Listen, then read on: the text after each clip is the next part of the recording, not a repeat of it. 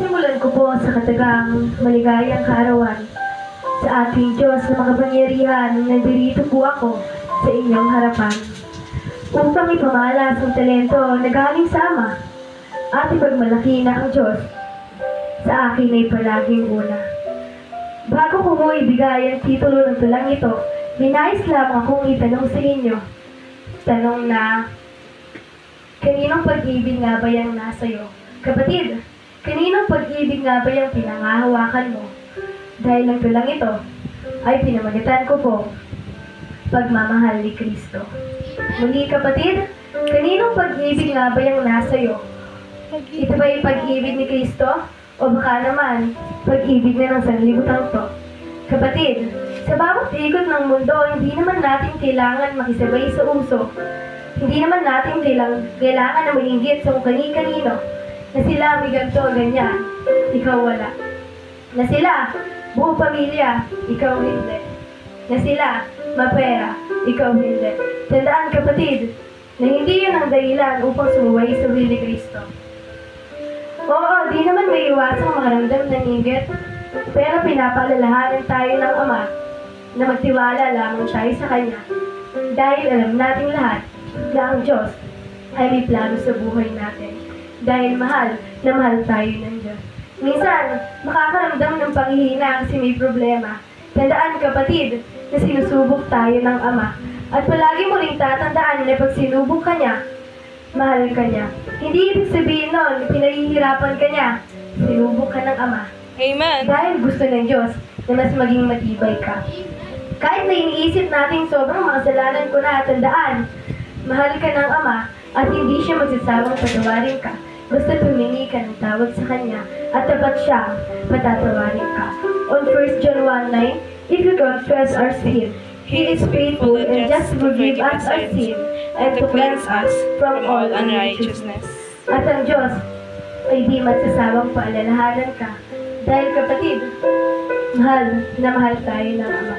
Minsan, kahit na buulit-ulit tayong pinapalalahanin ng Ama, minsan pa rin natin sinuway yung kalooban niya kasi dito ka masaya.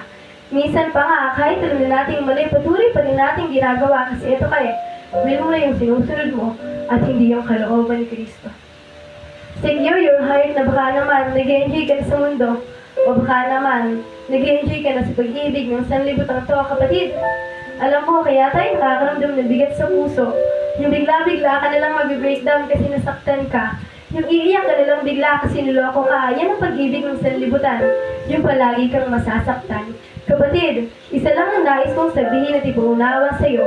Nandun tayo sa pagmamahal na ipapanalo tayo. Yung ibibigay, yung champion of love sa'yo. At yun ay ang pagmamahal ni Kristo.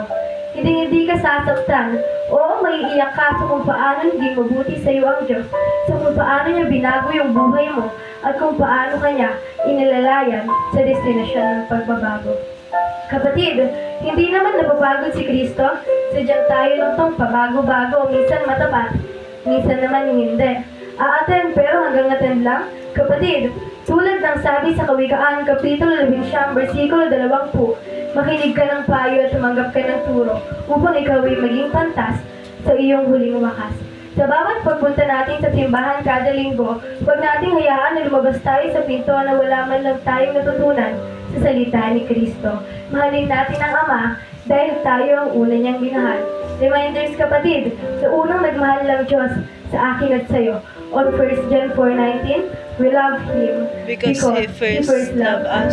At paalala, muli kapatid, siya'y napako sa krus ng Kalbaryo upang ikaw at ako ay maligtas sa kaparusahan ng impyerno. On Romans 5:8, but God commended His love toward us in that when we were sinners, Christ died for us.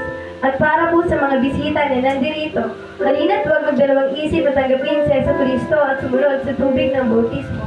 Dahil mga minamahal kong kapatid, God loves you. God loves us. On John 3:16, for God so loved the world that He gave His only begotten Son, that whosoever believeth in Him shall not perish but have everlasting life.